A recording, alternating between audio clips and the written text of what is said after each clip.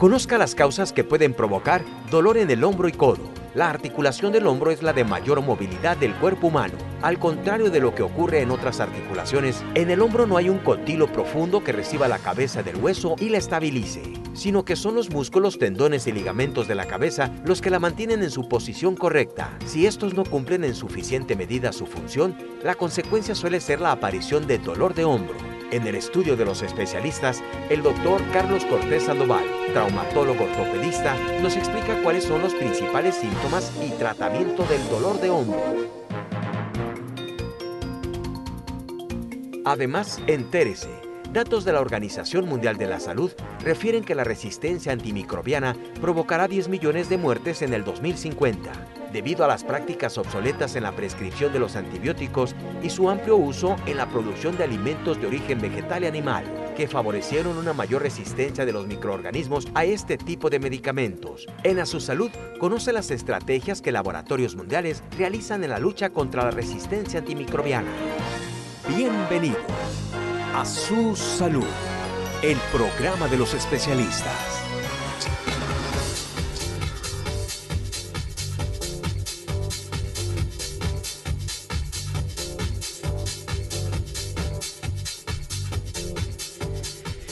Bueno, si es martes después de las 5 de la tarde, estamos aquí en A Su Salud, en vivo desde la ciudad de Guadalajara, Jalisco, a través del 151 de Megacable de este sistema de televisión por cable. Así es que le invito muy cordialmente, como todos los martes, para que se quede con nosotros a disfrutar de este espacio médico. Y bueno, conozcamos del comportamiento de ciertas enfermedades. Estaremos platicando con el doctor José Carlos Sandoval, es Cortés Sandoval, y él estará platicando en relación a lo que es el hombro. ¿De qué se lesiona un hombro o de qué se enferma un hombro? Bueno, hoy conoceremos lo relacionado a el hombro y codo, a estas lesiones que surgen de repente por alguna actividad deportiva, por alguna lesión, etcétera. Hoy estaremos platicando con el doctor Carlos Cortés Sandoval, especialista en hombro y codo. Bueno, bienvenidos al programa pues, de los especialistas. Vamos a iniciar con Instantáneas Médicas. En Instantáneas Médicas nos dicen que el diagnóstico clínico es clave para combatir este serio problema de la resistencia bacteriana. Vamos con esta información y algunos consejos muy prácticos, pues sobre todo en investigaciones clínicas de cómo podemos frenar este serio problema de la resistencia bacteriana. Aquí en A Su Salud, Instantáneas Médicas, información médica de actualidad al instante. Bienvenidos. Instantáneas Médicas, información médica de actualidad al instante. Diagnóstico clínico, clave en el combate contra la resistencia antimicrobiana. En los últimos años, las prácticas obsoletas en la prescripción de los antibióticos y su amplio uso en la producción de alimentos de origen vegetal y animal favorecieron una mayor resistencia de los microorganismos a este tipo de medicamentos. Datos de la Organización Mundial de la Salud, OMS, refieren que la resistencia antimicrobiana provocará 10 millones de muertes en 2050 y un impacto directo a la productividad y la economía global de 100 trillones de dólares. Uno de los grandes retos es frenar la toma empírica de las decisiones médicas y las ventas sin receta de medicamentos de prescripción, que solo han favorecido el uso innecesario y fácil de los antimicrobianos. Ante el papel que jugarán los laboratorios de diagnóstico contra la resistencia antimicrobiana, se deben considerar las siguientes estrategias. 1. Prevención y control de infecciones. Se deberán ejecutar intervenciones específicas basadas en evidencias, la cual es facilitada por tecnologías médicas. 2. Diagnóstico preciso para reducir el uso de los antibióticos. Las pruebas de diagnóstico pueden identificar el microorganismo que causa la infección y también permite al profesional de la salud distinguir entre las infecciones que requieren de tratarse con antibióticos y aquellas que no. 3. Monitoreo y seguimiento para el control de la resistencia a los antibióticos. La vigilancia y disponibilidad de datos en tiempo real pueden agilizar la identificación de pacientes de alto riesgo a resistencia a los antibióticos. La misma OMS, en su Estrategia Mundial de Contención de la Resistencia a los Antibióticos, entre sus recomendaciones incluye los laboratorios de diagnóstico, cuya función será velar por la eficacia, calidad y oportunidad de las pruebas que permitan determinar el tipo de microbios y el tratamiento adecuado. El papel de los laboratorios de diagnóstico en el combate de la resistencia antimicrobiana fue analizado por expertos nacionales e internacionales durante la cuarta cumbre de expertos en IAS y acceso vasculares para una atención más segura, que se celebró del 13 al 15 de julio en Mérida, Yucatán, a la que asistieron 21 conferencistas y 400 participantes. A su salud, el programa de los especialistas le mantiene informado de los más recientes congresos médicos de relevancia mundial para que usted esté siempre bien informado. Para más información visite nuestro sitio web www.asusalud.tv o nuestra fanpage A Su Salud Oficial. A Su Salud, un paso adelante para que usted esté bien informado. Muy bien, vamos a platicar con el doctor José Carlos Cortés Sandoval. Él es traumatólogo ortopedista, director del Instituto de Hombro y Codo aquí en la ciudad de Guadalajara, Jalisco, y con una gran trayectoria, la verdad. Ya platicaremos con el doctor y él mismo nos los va a comentar, pero él es maestro en ciencias y me da mucho gusto recibirlo en el estudio. ¿Cómo está, doctor? Gracias por acompañarnos. Bienvenido al programa de los especialistas. Es un gusto estar acá con ustedes, muy amables de haber invitado a mí y sobre todo vamos a compartir muchos datos interesantes con toda tu audiencia. ¿Cómo no, doctor? Muchísimas gracias. Y bueno, platicaremos de las lesiones más frecuentes o más comunes, una generalidad de lo que es el hombro, las lesiones de hombro y codo. Y bueno, los tratamientos que hoy en día, y usted líder y siempre a la vanguardia, ¿no?, en tratamientos. Por cierto, usted es fundador de la Sociedad Mexicana de Cirujanos de Hombro y Codo aquí en México, ¿no? Mira, sí, vamos a empezar.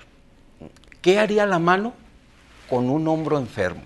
No la puede llevar a una situación, no la puede mover, le duele al paciente toda la noche. Y la articulación del hombro es la que más se mueve. Entonces, es una gran responsabilidad para los cirujanos de hombro y codo, pues darle una función a este hombro. Tú mencionabas ahorita que fundamos la Sociedad Mexicana de Cirujanos de Hombro y Codo, sí, con un grupo de entusiastas, doctores, amigos todos en la Ciudad de México hace 15 años. Y de entonces para acá se han desarrollado diversos polos de desarrollo para capacitar a más doctores, ¿no? Entre la consulta de los ortopedistas es la tercera a segunda causa más frecuente de dolor, porque lo mueves, porque sostienes un esfuerzo, porque repites los movimientos y porque pues lo tienes que usar para trabajar, para las señoras amas de casa hacer sus labores cotidianas, los deportistas de fin de semana o los muy asiduos o los que les interesan las actividades extremas, todo involucra el movimiento del hombro. ¿Son las de mayor uso, las de mayor movilidad, doctor? Sí, es la de mayor movilidad. Es la articulación que más frecuentemente se luxa. De 100 personas en el mundo que se van a caer en este momento, 2 se les va a luxar el hombro. Entonces, también es un área muy importante para investigación. Yo te voy a decir que los mayores avances se han dado en los grandes equipos de fútbol en Estados Unidos, en Argentina, en rugby, en Austria. Se desarrollan técnicas y luego se transpolan a la población en general. Mira qué bonitas imágenes. Ay, yo adoro el hombro. Ahí tenemos el hombro. A ver, doctor, preséntenos el hombro y díganos de dónde se lesiona entre articulaciones, tendones, ligamentos y músculo también, ¿no? Es correcto, mira, los músculos mantienen en movimiento al hombro. Son 22 músculos que funcionan de una manera coordinada. Cuando uno de ellos falla, porque se rompe, porque se desgarra, porque se inflama, porque lo contunden, los demás tienen que trabajar de más y sustituir esas funciones. Entonces viene una imbalance, que eso condiciona más lesiones. Entonces el médico tiene que tener en mente todas estas posibilidades y usar juiciosamente los recursos diagnósticos como son el ultrasonido. El ultrasonido te pone ojos en tu mano. Entonces cuando es usado por el médico tratante, que no el radiólogo, tiene mayor utilidad. Nosotros usamos el ultrasonido a manera de diagnóstico y ahí mismo, en esa misma consulta, podemos decirle al paciente cómo es su tratamiento. A nosotros los cirujanos nos gusta operar, pero también hay maneras de resolver el problema sin cirugía. O sea, inician con procedimientos conservadores o tratamientos conservadores y finalmente llegan seguramente pues a esto que estamos viendo, que es un procedimiento ya de cirugía, ¿verdad? Sí, es correcto. Todos los hombros iniciamos con un proceso de rehabilitación. Fortalecer los músculos, recuperar este balance muscular y sobre todo saber si el paciente va a poder contender por su enfermedad. Porque una cosa es que nosotros podamos ofrecer un tratamiento y la otra es que el paciente pueda contender, que esté en condiciones de llevar a buen término este tratamiento. Es por eso que nosotros trabajamos en conjunto, en equipo, con nuestros rehabilitadores. Yo voy a pasar visita a mis pacientes posoperados en el salón, en la oficina de nuestro rehabilitador, para junto con el terapeuta y el rehabilitador poder entender cómo es que está reaccionando nuestro paciente al protocolo terapéutico. Entonces, el síntoma principal de una lesión en hombro, doctor, va a ser el dolor y la pérdida de fuerza. Sí, mira, los cirujanos de hombro queremos recuperar la movilidad, la fuerza y que ya no tenga dolor. Entonces, es importante que para indicar un tratamiento quirúrgico tengamos de estas tres condiciones, dos al menos: dolor, pérdida de fuerza, dolor, pérdida de movimiento. Si nada más tienes dolor, no es una condición absoluta para indicar un procedimiento quirúrgico. Hay que ser más acuiciosos en el diagnóstico y darle tiempo al procedimiento terapéutico no quirúrgico. Tenemos que asociar dolor, movimiento, pérdida de movimiento, o dolor y pérdida de fuerza. Entonces, ¿el ultrasonido como método de diagnóstico les da el diagnóstico específico o requieren de otros estudios, doctor? Para el 90% de las patologías, el ultrasonido nos sirve para poder definir el problema. Solamente dejamos el 10% para la resonancia magnética o la tomografía. Entonces, de esta forma, imagínate, con una quinta parte de lo que vale una resonancia magnética, puedes hacer el 90% de los diagnósticos en las manos de un experto que usa el ultrasonido. Y máxime si este es un ortopedista que va a indicar cuál es el daño y va a proceder a hacer el tratamiento. Qué interesante, doctor. Entonces, ¿el tratamiento cuál sería? Desde luego, esto lo va a marcar desde luego el diagnóstico, ¿no? Pero ¿cuáles serían los procedimientos que ustedes realizarían, doctor? Si tenemos a nuestra posibilidad, vamos a hablar del número 1, la cirugía de mínima invasión, la artroscopía. Es introducir un lente al hombro y ver en la pantalla de televisión todas las estructuras que están inflamadas, rotas, degeneradas o con bastante líquido adentro. Bien, esa posibilidad nos da la facultad de introducir hilos, introducir implantes, hacer debridamiento y poder resolver exactamente el problema donde se origina. La otra posibilidad son las fracturas que se originan en macrotraumas, accidentes de motocicleta, accidentes automovilísticos, accidentes de pacientes que les gustan los deportes de alta energía, los pacientes que por su condición senil, osteoporosis, se caen, se fracturan el hombro, ¿no? Aquí tenemos la posibilidad de hacer osteosíntesis, que es facilitar al cuerpo la creación de un callo óseo uniendo los fragmentos óseos. Cuando hay demasiados fragmentos óseos es conveniente retirarlos y hacer una sustitución protésica. Estamos hablando en general, ¿no? Una sustitución protésica requiere de que los músculos estén activos, estén sanos, que los nervios estén competentes para mandar la información, los muevan y muevan la articulación. Porque si no, entonces la prótesis se convertiría en un analgésico muy caro. Entonces hay que estudiar al hombro como una unidad anátomo-funcional completa: músculos, tendones, ligamentos y el hueso. ¿Y el tiempo de recuperación, doctor, de una artrosis, de una lesión en hombro, cuánto les lleva? Sí, los tendones no cicatrizan a la par de los huesos. Un hueso consolida entre 6 a 8 semanas. Un tendón consolida entre 4 a 6 semanas. Hay que respetar el tiempo de cicatrización. Esto no quiere decir que una cirugía de mínima invasión, por hacerlo con técnica de reconstrucción, usando artroscopía, vaya a acelerar el proceso. Tenemos que respetar estos tiempos y trabajar en equipo con nuestro rehabilitador. Por ello es muy importante identificar el problema y acotar las expectativas de nuestro paciente cuando son excesivas, y cuando son justas, cuando son posibles, se cura lo que es posible, lo que es curable, complacer al paciente, pero no generarle falsas expectativas cuando estamos viendo que la unidad anátomo-funcional del hombro está comprometida con varios elementos.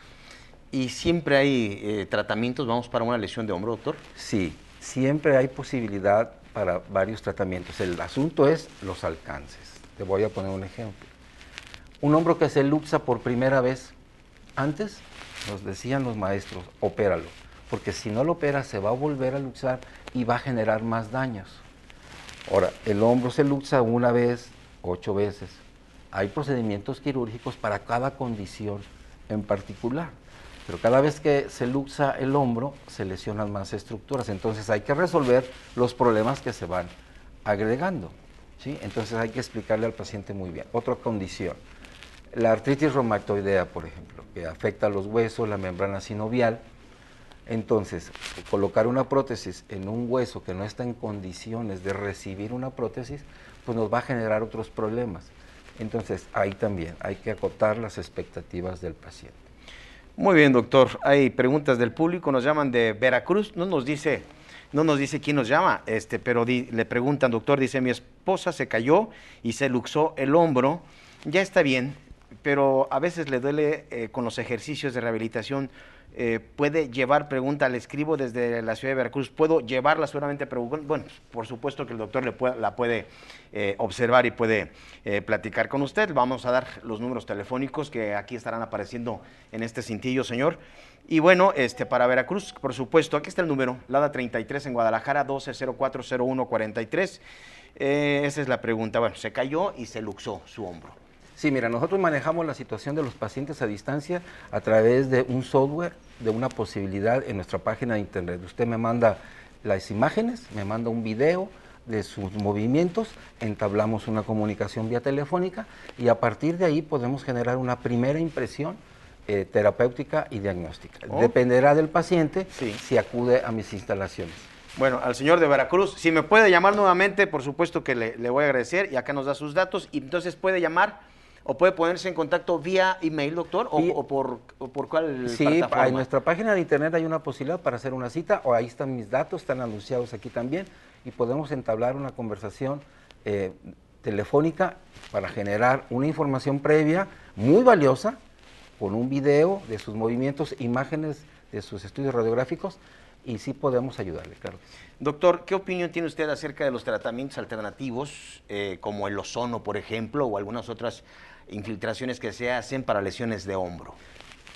Tiene indicación el ozono en la columna vertebral, ahí empezó a dar un funcionamiento, pero cuando el tejido, hablando de tendones, ligamentos o cápsula del hombro, ya está muy afectado, el ozono no nos pudiera ayudar más que de una forma paliativa, ¿sí?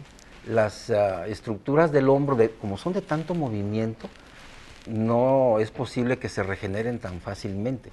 Ya se han intentado en anteriores ocasiones infiltrando productos para regenerar el cartílago y todo, pero la problemática avanza y por lo tanto sí son útiles en el tiempo corto, pero no a largo plazo.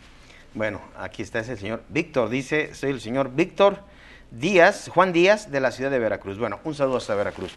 A ver, aquí hay otra pregunta que le quiero realizar, doctor, y dice, aquí está, dice la señora Susana Montes, felicita el programa, dice, ¿cuánto tiempo lleva en recuperarse una lesión? Tengo tiempo, más de un año, y sigo con problemas. ¿Cuánto tiempo lleva en la recuperación? Sí, la rehabilitación o recuperación de una lesión persigue recuperar movimiento, fuerza y la coordinación. Esto en 2 o 3 meses al máximo. Si no podemos avanzar, habría que estudiar una condición en particular de esa señora, como pueden ser nervios afectados o músculos muy atróficos. Si está llevando demasiado tiempo, hay que buscar un diagnóstico correcto. Muy bien, doctor. ¿La edad del paciente influye para la recuperación de alguna lesión? Todo influye. La edad del paciente, si está en la disposición de llevar a cabo un protocolo, si hay quien coopera en casa. Por supuesto que la edad influye, si el paciente es alcohólico, si el paciente comprende las situaciones, si está dispuesto a dar algo por su rehabilitación. ¿La edad de qué manera influye? Los huesos están osteoporóticos, los pacientes, si no están acompañados, estamos hablando de pacientes seniles, necesitan un apoyo, sí, eso influye. Muy bien, doctor. ¿Qué debemos hacer, doctor, cuando hay una lesión, cuando hay un accidente? Bueno, generalmente, entonces, vamos, la lesión de un hombre es por accidente, por trauma, por, vamos, algún golpe, ¿no? ¿Hay un porcentaje seguramente que viene por la edad, es decir, por desgaste?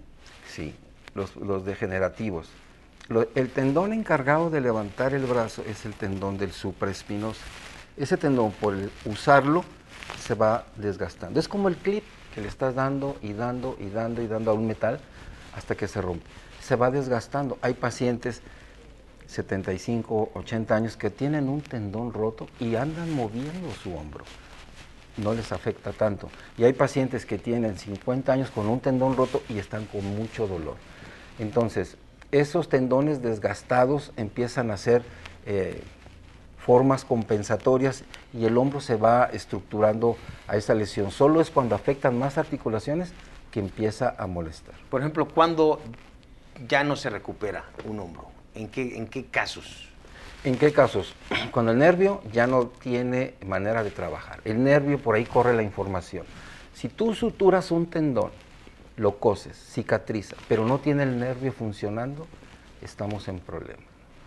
Hay estudios para nosotros los ortopedistas en donde es condición principal que los nervios estén funcionando. Por ejemplo, hay una prótesis de avanzada de última generación, la prótesis reversa, que se coloca en pacientes con desgaste de huesos, cuando el tendón encargado de levantar el brazo no funciona, pero para condición de que el músculo, el deltoides, esté funcionando.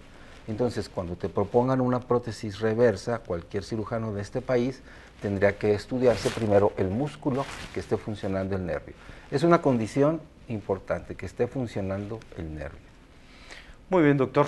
Pues ya escuchamos aquí al doctor José Carlos Cortés Sandoval, con respecto a lo que son las lesiones de hombro y codo. ¿Qué es más frecuente? Pues el codo, doctor, por ejemplo, ¿qué tan frecuente es este problema? En nuestra práctica, que no distancia mucho de cualquier otra práctica de colegas de cirujanos de hombro y codo, por cada 10 pacientes nosotros vemos 7 de hombro y 3 de codo. Y de estos 3 de codo, los traumas, cuando tú te caes, y luego después vienen los movimientos repetitivos. No tiene que ser un beisbolista que esté todos los fines de semana, 2 o 3 veces al día, una persona que le guste el golf. Una persona simplemente que esté haciendo un movimiento de repetición es suficiente para que le duele el codo. Una persona, ya hemos tenido pacientes amas de casa que en una tarde se afanan por preparar la comida, movimientos, y llegan con un dolor de codo. También personas que están pintando, movimientos sostenidos, también tienen sus problemas de codo. Entonces, la condición más frecuente en el codo es inflamación de los tendones, nada más. Después vienen los accidentes. Al último, y por estadística, los tumores, ¿no? Muy bien, doctor. Pues vamos a invitar al público, por si usted tiene algún problema, algún dolor de hombro, porque pues, hay quienes ya vienen por mucho tiempo, ¿no?, arrastrando un problema, doctor. Sí, hombre, es que se recetan medicamentos, les quitamos el dolor, pero luego el músculo entiende que sin dolor, pero luego hay movimientos que se hacen viciosos y hay un imbalance muscular y esto pasa desapercibido y de pronto se rompe más, se hace más grande la herida, ¿no? Hay rupturas también. En esta persona de Veracruz olvidé comentarle que sí, cuando se luxa el hombro, cuando se sale, también se pueden lesionar tendones. Quizás ya no se le salga el hombro, pero le esté doliendo y haya un tendón ahí roto. Entonces esto es más frecuente después de los 50 años, cuando se rompe el tendón. Muy bien, doctor. Doctor José Carlos Cortés Sandoval, muy interesante, y desde luego hay otros temas que podemos tocar en relación a su especialidad y ofrecerle a nuestro auditorio, desde luego las alternativas de medicina, lo más actual que hay para el tratamiento de hombro y codo. Aquí vemos el número telefónico, la ADA 33 en la ciudad de Guadalajara, Jalisco, 12040143. El doctor José Carlos Cortés Sandoval tiene un correo electrónico, estoy esperando que me lo pongan en cintillo, pero ¿es cuál, doctor? Es www.hombroycodo.com.mx, ahí lo pueden ver. Quiero decirte sí, también que tenemos nosotros aquí en la zona metropolitana, en la ciudad de Guadalajara, 2 hospitales conveniados con nosotros para ofrecer paquetes de atención quirúrgica en el tema protésico y en el tema de cirugía artroscópica. Nadie está peleado con su dinero, ¿estás de acuerdo? Entonces, así es, doctor. Necesitamos abarcar a la mayor parte de la población, llegar hasta donde sea posible y de esta manera lo estamos logrando. Paquetes de atención quirúrgica y también en la ciudad de Zapopan. 3 hospitales, ¿puedo decir los nombres? Sí, claro, claro que sí, doctor. Adelante para nuestro auditorio conozca. Pues tenemos paquetes de atención conveniados con la dirección médica de estos hospitales: Centro Médico Puerta de Hierro, Hospital Jardín de Especialidades y Hospital de Especialidades Catalina. 3 hospitales con paquetes de atención para pacientes que tienen seguro de gastos médicos, para pacientes que no tienen seguro de gastos médicos también. Correcto. Pues ahí está la información entonces, por si usted tiene lesión en su hombro y quiere saber, bueno, qué es lo que tiene y sobre todo el tratamiento que usted es lo que nos ofrece en este instituto de hombro y codo. Sí, y no crean que es todo quirúrgico. Operamos los menos, queremos que no se operen y estamos con la doctora Margarita Ruiz Huerta, que por cierto inaugura instalaciones la próxima semana. Ah, pues estaremos comentando, doctor. Trabajamos en equipo y nos interesa que el paciente contienda por su enfermedad en el plano no quirúrgico y en el plano quirúrgico.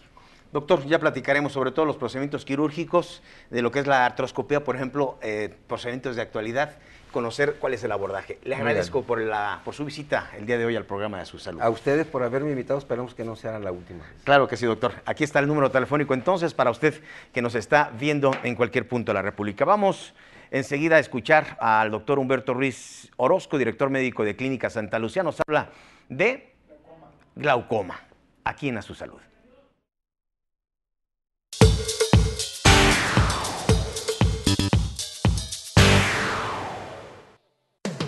Clínica Santa Lucía, 27 años de seguir innovando, tanto en la parte diagnóstica como quirúrgica.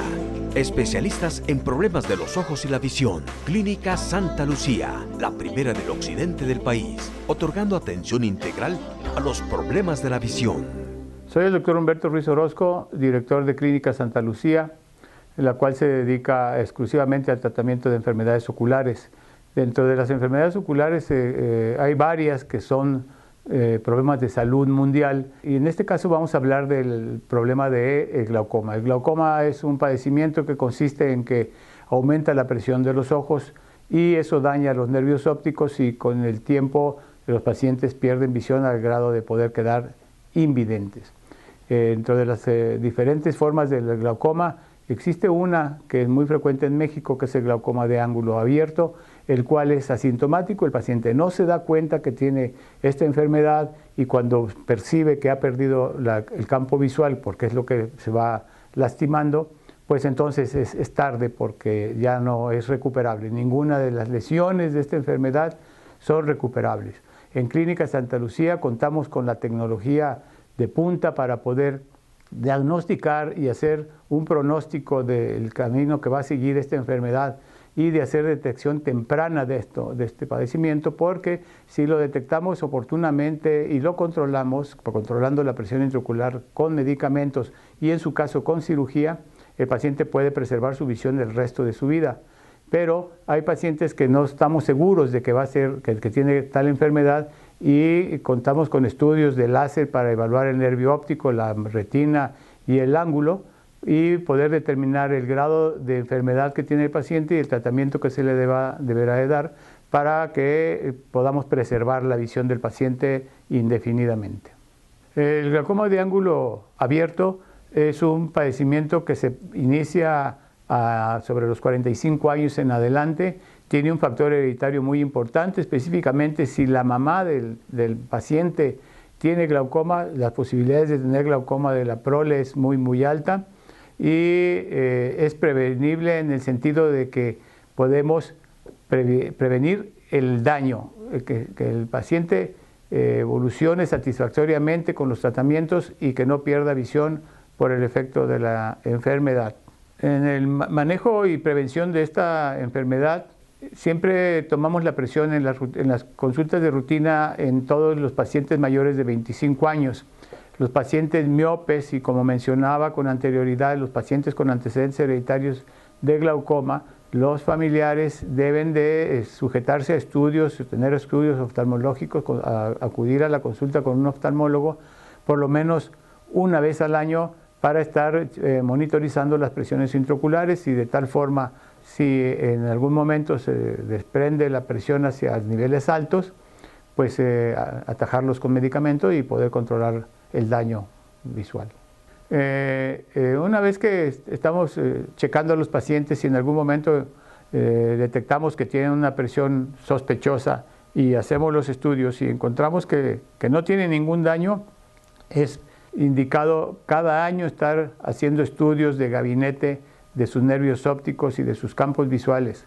En el caso de que no se encuentre, pues nomás con que se monitoree cada 2-3 años es suficiente para que el paciente esté controlado. Esta enfermedad no es aguda, el glaucoma de ángulo abierto no va a terminar con la vista de un paciente de un día por otro, si lleva años, de tal forma que sí tenemos posibilidades de, si lo checamos cada año, cada 2 años, estar al pendiente. Una vez que se hizo el diagnóstico de glaucoma y lo tenemos bajo tratamiento, estos pacientes tienen que acudir a consulta para checar las presiones intraoculares por lo menos cada 3 meses.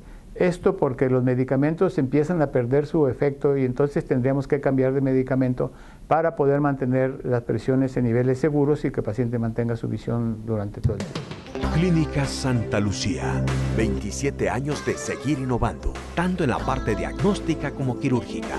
Especialistas en problemas de los ojos y la visión. Clínica Santa Lucía, la primera del occidente del país, otorgando atención integral a los problemas de la visión. A su salud, el programa de los especialistas. Avances y protocolos en medicina de investigación. Innovación en tecnología médica. Novedades en procedimientos quirúrgicos y no quirúrgicos. Notas de actualidad médica. Los mejores médicos le esperan para que usted conozca y decida lo mejor para el cuidado de su salud. Aquí por Mega Canal de Megacable. A su salud. Un paso adelante para que usted esté informado.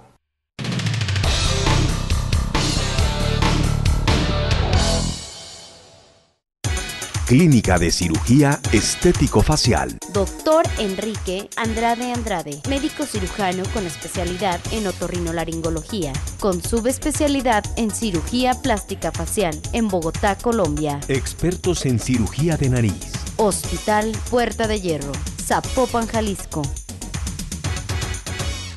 Hoy vamos a hablar de blefaroplastía o lo que es rejuvenecimiento de párpados. Una cirugía muy practicada en estos días. Los pacientes, generalmente, ¿por qué buscan este tipo de cirugía? Porque a cierta edad empiezan a ver cómo un ojo muestra datos de cansancio, de enfermedad, de no haber dormido bien, obviamente de envejecimiento también. Los ojos se ha visto que son el punto de primer contacto cuando volteamos a ver a alguien. Y estos ojos, repito, pueden demostrar juventud, alegría, felicidad. ¿En qué consiste esta cirugía, este procedimiento? Este procedimiento consiste en lo siguiente. Tenemos aquí una modelo y vamos a aprovechar para explicar más didácticamente en qué consiste esta cirugía. Viendo de frente, si vemos de frente ahí, vemos una piel que sobra, una piel excedente, que cubre parte de lo que la mujer tiende a maquillar, que es el área del párpado.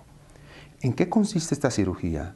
Consiste en quitar esta elipse, este gajito de piel, que por debajo también hay un músculo, quitar unos 2-3 milímetros del músculo y explorar y retirar algo de grasa que también se acumula aquí.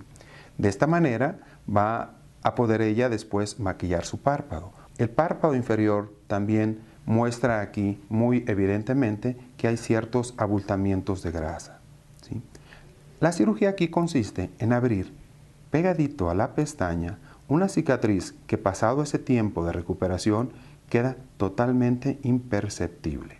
De esta manera, ella va a recuperar juventud, va a tratar de verse mejor sin cambiar la expresión de sus ojos. Creo que es el punto más temido de las personas, que les cambie la mirada. En este caso no. Tratamos de hacer una cirugía lo más natural posible. Esta cirugía se realiza bajo anestesia local y sedación dentro de un hospital certificado, una anestesióloga certificada, contando con la última tecnología para tratar de hacer este procedimiento seguro, de rápida recuperación, libre de moretes. Es una cirugía que es una pasadita algunas horas aquí en el hospital y el paciente sale perfectamente a recuperarse a su casa. Estamos a 2 meses del posoperatorio de la señora Ortega, de su cirugía de párpados, y quisiéramos, señora Ortega, que nos platique cómo se ha sentido después de esa cirugía. Pues yo me he sentido muy bien, fue rápida la operación, no tuve ninguna complicación, un ligero moretito nada más que duró 10 días. Todas mis amigas me felicitan, todas quieren venir con el doctor. Realmente es algo muy motivante para nuestros pacientes porque aquí el paciente da continuidad. Quiere mejorar después esas líneas de expresión, las arruguitas, rellenos en los surcos, y así el paciente se motiva, y lo importante es tener una paciente contenta, una paciente feliz. Clínica de Cirugía Estético-Facial. Doctor Enrique Andrade Andrade, médico cirujano con especialidad en otorrinolaringología, con subespecialidad en cirugía plástica facial, en Bogotá, Colombia. Expertos en cirugía de nariz. Hospital Puerta de Hierro, Zapopan, Jalisco. Le voy a invitar para que visite nuestro sitio web, nuestra página www.asusalud.tv, o nos escriba a joelflores@asusalud.tv. Enseguida vamos a ver tips saludables, los tips para compartir, los antioxidantes contra los radicales libres. Y bueno, conozca usted en qué consiste esto y en dónde encontramos los antioxidantes, qué es lo que nos lo provee, entre los nutrientes o quiero decir los minerales, qué alimentos, en fin, conozcamos a través de tips saludables. Tips saludables para compartir. Radicales libres contra antioxidantes. Los radicales libres son compuestos químicos altamente reactivos que se crean cuando un átomo o una molécula ganan o pierden un electrón. Los radicales libres se forman de manera natural en el cuerpo y su función es importante en muchos procesos normales de las células. Sin embargo, en concentraciones altas pueden dañar todos los componentes principales de las células, como proteínas, membranas celulares e incluso el ADN. Especialmente el daño al ADN puede tener un papel importante en la formación de cáncer y en otros padecimientos de la salud. Los antioxidantes son compuestos químicos que interactúan con los radicales libres y los neutralizan, lo que les impide causar daño. A continuación te mencionamos las vitaminas y minerales que los proporcionan y los alimentos en los que los puedes encontrar. Vitamina A, hígado de ternera, pollo, pescado, zanahoria, brócoli. Vitamina C, kiwi, pimientos, naranja y todas las frutas tropicales. Vitamina E, cereales, aceite de girasol, cacahuates, almendras. Selenio, legumbres, frutos secos, levadura de cerveza. Zinc, ostras, almeja, ajo y garbanzos. Hagamos de prácticas sencillas hábitos saludables. Bueno, de Clínica Médica Shakespeare, enseguida el doctor Eduardo Navarro Lara, coloproctólogo. Lo tuvimos aquí en el estudio hace un par de meses, nos platicó en aquella ocasión sobre cáncer de colon y vamos con esta entrevista a su salud.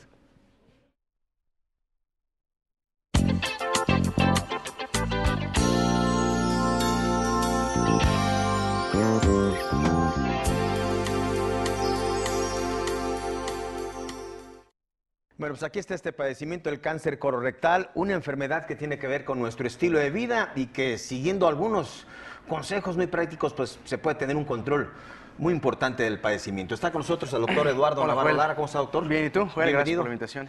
De la Clínica Shakespeare. Ajá. Bueno, ubicada en William Shakespeare, es la clínica especializada pues en enfermedades del colon y recto, y que ahí ustedes, doctor, bueno, pues están siempre atentos a todo este tipo de pues padecimientos, ¿no? El cáncer colorectal, sin lugar a dudas, digo, con los datos que estamos viendo, es preocupante, ¿no?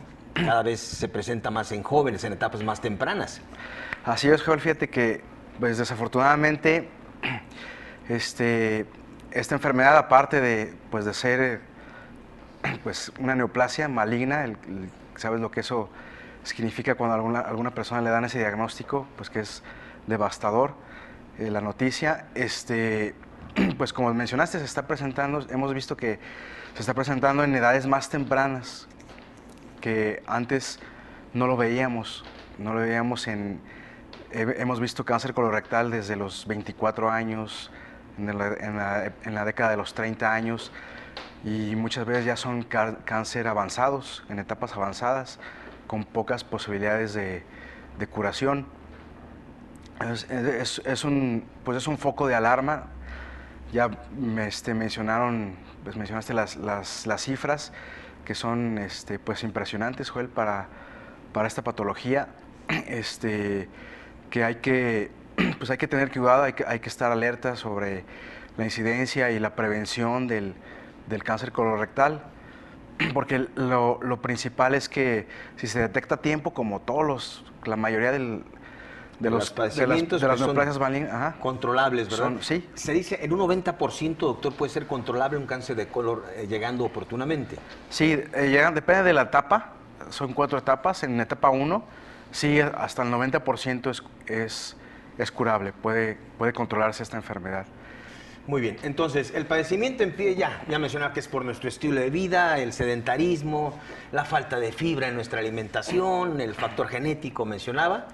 Así es, Joel, sí está relacionado con el estilo de vida y con la genética, ¿no? En cuanto al estilo de vida, lo que ya se mencionó, el sedentarismo, dieta baja en fibra, ingesta abundante de nitritos, que son las carnes, principalmente las carnes rojas, cocidas, baja ingesta de vegetales, principalmente los verdes, de frutas, tabaquismo, alcohol, todo eso pues está relacionado con una mayor probabilidad de aparición de cáncer colorectal. Sin embargo, también es genético, también tiene un componente genético, hereditario. Entonces, pues la parte que podemos controlar nosotros, que tenemos la decisión de cambiar, pues es el estilo de vida, ¿no? La genética, la herencia, pues esa no la podemos modificar. Así es, pero sí prevenirlo a través de nuestra alimentación, ejercicio, en fin, todo lo que ya sabemos, doctor. Sí, todo lo que ya sabemos, que siempre se nos está recordando, diciendo que ahí está y que pues es nada más cuestión de fuerza de voluntad y de decisión de llevarlo a cabo. Muy bien, doctor. Entonces, para poder entender entonces la seriedad de este asunto es cómo empiezan esas etapas, cómo se manifiestan, cómo hay que ir a buscarlas para llegar oportunamente, cuáles son los estudios, etcétera. Así es, Joel, fíjate, la parte, ya mencionamos que una parte la podemos controlar con nuestro estilo de vida y otra parte también la podemos prevenir también el cáncer colorectal con nuestros chequeos que se sugiere para cáncer colorectal empezar a partir de los 50 años. A partir de los 50 años, aunque sea una persona sana, que no tenga ninguna enfermedad, ningún antecedente familiar de cáncer colorectal, ningún síntoma relacionado con cáncer colorectal o con alguna patología colorectal, a partir de los 50 años se deben de empezar a hacer colonoscopías cada 10 años. Estas son obligadas, Joel, ya... Sí, de rutina. ¿Cada cuánto? ¿Cada año? Cada 10 años. Cada 10 años. Cada 10 años. Cada 10 años una colonoscopía. Una colonoscopia cada 10 años de manera de prevenir el cáncer colorectal, porque se ha documentado que el cáncer colorectal empieza, antes de convertirse en cáncer, se forman se llaman pólipos, que son tumores benignos. Estos pólipos son muy comunes en el colon. Muchas personas los tienen. Hay muchos tipos de pólipos. Hay alrededor de 5 a 7 tipos de pólipos. Y uno de esos pólipos, que son los adenomas, son los que pueden convertirse en cáncer colorectal. Y estos pólipos se pueden ver, se pueden encontrar y se pueden quitar en una colonoscopia.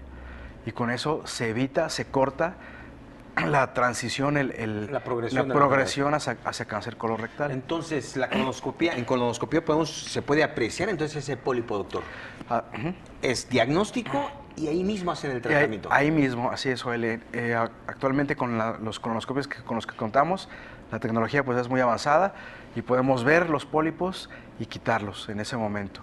Con la colonoscopia, que es un estudio, ni siquiera es una cirugía, es un estudio pues ambulatorio de 45 minutos, 1 hora, entrada por salida. ¿Bajo sedación? Es con sedación, Joel, y se tiene que hacer en un quirófano o en una sala de endoscopía, pero es ambulatorio. Se hace el estudio, se pueden ver los pólipos y se quitan en ese momento. Y ya con eso pues se evita la progresión a cáncer colorectal y hay que seguir haciéndose pues, sus chequeos. En fase 1 aparecen entonces esos pólipos y es cuando se tienen que retirar para cortar la evolución en caso de que sea este tipo de pólipo o tumor, vamos, que es el de mayor riesgo, ¿no? Preocupación. Sí, así es, Joel. Los pólipos son antes del cáncer, entonces es lo ideal encontrar los pólipos, porque el pólipo todavía no es cáncer.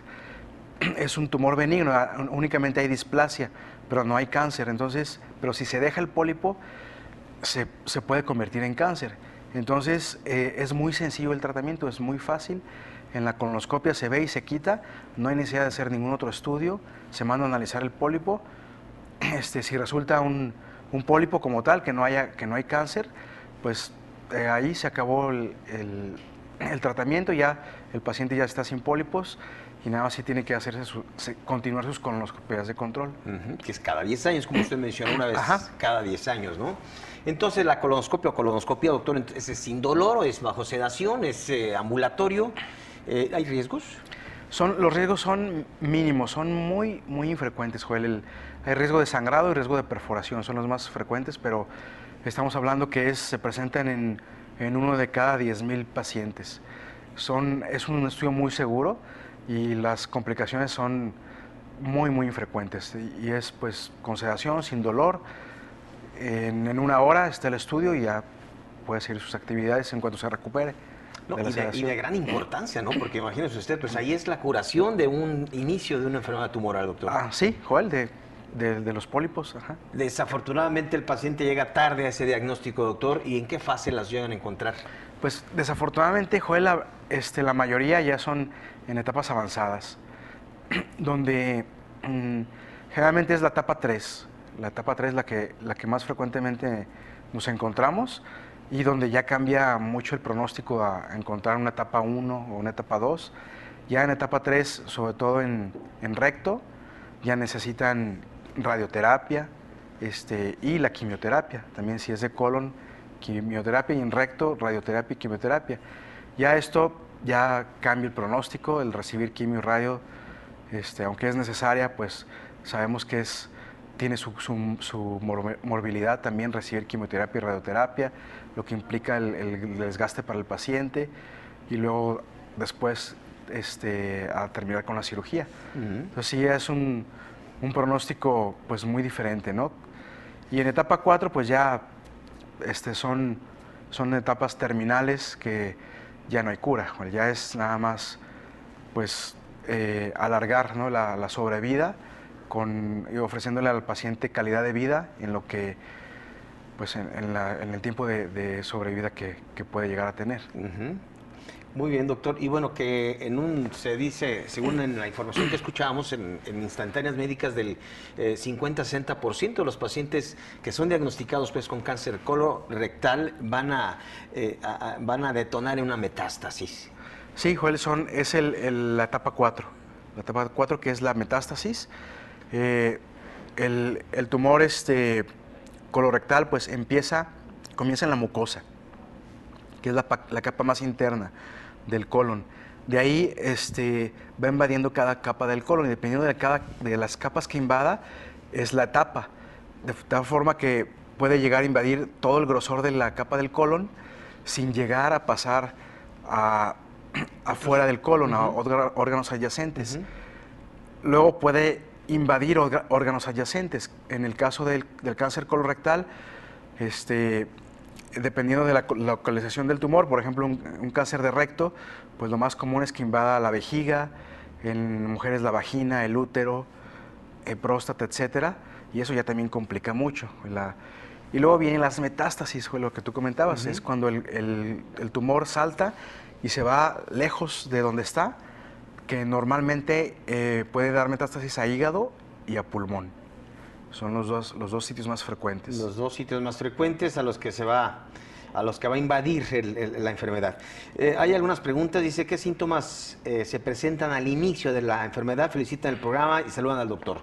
Leticia Gutiérrez. Gracias, señora Leticia. Sí, desafortunadamente, Joel, los síntomas al inicio prácticamente no hay. Son muy raros, es prácticamente asintomático porque es un tumor pequeño y no hay un síntoma como tal. Es por eso la importancia de hacerse los chequeos. Por WhatsApp también pregunta el señor Roberto Gutiérrez, dice, si el paciente padece estreñimiento crónico, ¿puede ser un factor de riesgo para cáncer? Más que el estreñimiento, la dieta baja en fibra, que sí puede ocasionar estreñimiento. O sea, hay muchas causas de estreñimiento. Si el estreñimiento es por una dieta baja en fibra, alta en harinas, en carnes, pues sí es un un factor de riesgo para cáncer colorectal. Si es por otra cosa, que lleve una buena dieta, pues no tanto. Muy bien. El cáncer colorectal, ¿qué tan rápido avanza? Le pregunta, no nos dice quién, solo aparece el número. Y felicita el programa, muchas gracias. ¿Qué tan...? Sí, dice ¿qué tan que rápido el cáncer avanza? colorectal, ¿qué tan rápido avanza? Bueno, se dice que es uno de los cánceres más, que dan más oportunidades de llegar al paciente, ¿no, doctor? Sí, hijo, la verdad que no avanza rápido. No avanza rápido y hay oportunidad de hacer todos los estudios, de programar la cirugía. No es algo que estemos hacia las carreras. Y sí es un cáncer que afortunadamente su avance es lento. O sea, es bien, nos da chance esta enfermedad tumoral para que usted pueda llegar primero a que haga usted conciencia de que necesita, después de los 50 años, doctor, Sí, después de los 50 años. pues acercarnos al coloproctólogo por una revisión general de cáncer colorectal. Es decir, para enfermedades del colon y recto desde antes, ¿no, doctor? Sí. Digo, hay enfermedades del colon y recto como las hemorroides, por ejemplo, que es muy frecuente o muy común, que se tienen que revisar desde antes, ¿no? Pero bueno, en este tipo de enfermedades, como la enfermedad tumoral, doctor, a partir de los 50 años, que es el estudio... Sí, a partir de los 50 años la colonoscopia, Joel, se debe de hacer cada 10 años.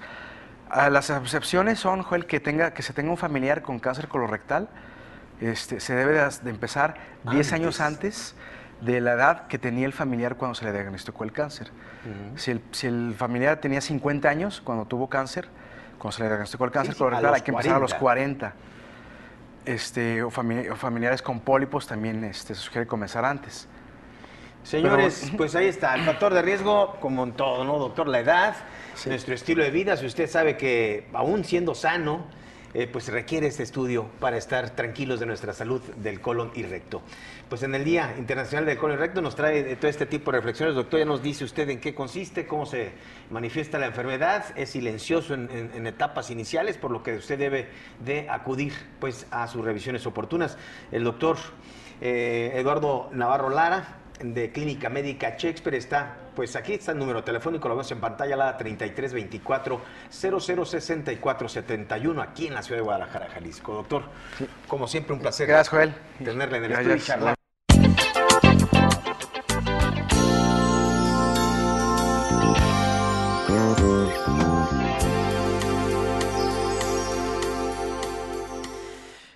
Muy bien, bueno, así estamos llegando a la parte final. Quiero agradecerle por el favor de su atención y pues desde luego invitándolos para que visiten nuestros sitios en redes sociales como A Su Salud Oficial o como A Su Salud TV. Aquí aparecen los links de cómo usted puede buscarnos como asusalud.tv o como A Su Salud TV. Bien, pues, muchísimas gracias. Aquí está nuestro correo electrónico, nuestro WhatsApp para que usted pueda enviarnos información, compartir con los especialistas 333-662-2229. Pues el próximo martes, 17 horas, en punto a las 5, estaremos aquí nuevamente. Muchísimas gracias por el favor de su atención.